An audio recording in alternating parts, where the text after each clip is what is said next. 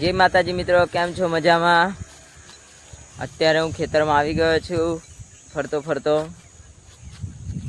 સાંજનો ટાઈમ છે, બહુ મસ્ત મોસમ છે. જો આ ખેતરનો નજારો, અમારા ગામડામાં સાંજના કંઈક નજારો જ અલગ હોય છે. જોઈ શકો છો તમે મિત્રો ખેતરનો નજારો. પવન પણ બહુ મસ્ત ચાલે છે, એકદમ બેસ્ટ. જો અમારું ખેતર,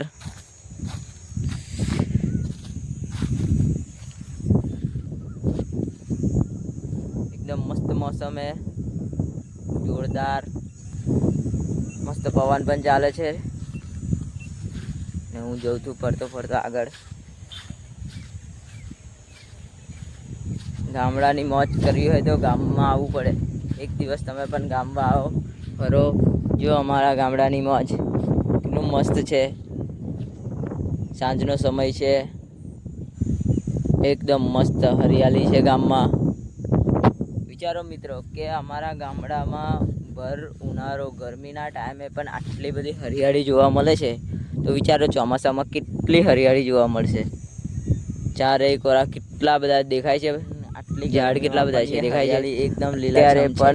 તો વિચારો કે ઉનાળામાં કેટલો મસ્ત હશે, કેટલું મસ્ત મોસમ હશે.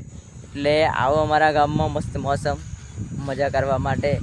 કોઈ દિવસ ગામની મજા લો, કેમ કે ગામડાના મોસમથી મોડીને ગામના માણસો પણ અલગ હોય છે. કેમ કે ગામના માણસો કંઈ ગરજ મતલબી નથી હોતા, એ બધા એકબીજાને મદદ કરાવે છે.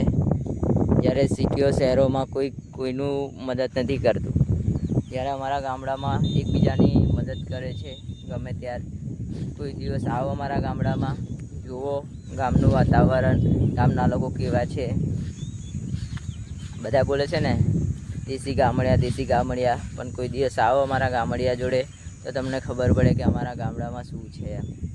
તમે પણ એકવાર આવશો તો ફરી તમે જાતે જ કહેશો ના કે ગામમાં જ રહેવું જ મસ્ત છે એમ. એટલે આવો કોઈ દિવસ અમારા ગામમાં અને ગામની મજા લો. ચલો જય માતાજી મિત્રો, હવે મળીશું નહીં બ્લોગમાં, બીજા બ્લોગમાં અમારા.